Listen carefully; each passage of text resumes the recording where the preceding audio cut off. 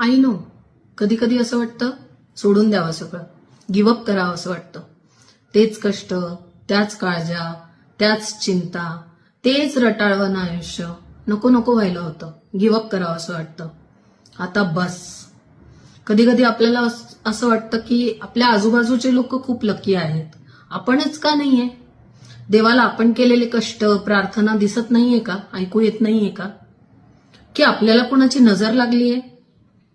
But friends, I tell you, देवाला तुमचे सगळे कष्ट दिसतायत, हार्डवर्क दिसतोय, तुम्ही केलेल्या प्रार्थना दिसतायत आणि तुम्ही मागितलेले प्लॅन्स पण दिसतायत. तुम्हाला थोडासा पेशन्स ठेवायची गरज आहे. पॉझिटिव्हिटीने तुमचे रोजचा जो हार्डवर्क आहे, प्रार्थना आहे, त्या करत राहा आणि देवाने तुमच्यासाठी काहीतरी खूप छान योजलेलं आहे, ते देण्यासाठी तो वेळ घेत आहे असा विश्वास ठेवा. तुम्हाला हवं ते नक्की मिळेल. कधी कधी म्हणतात ना, जो मन का हो तो अच्छा और मन का ना हो तो और भी अच्छा.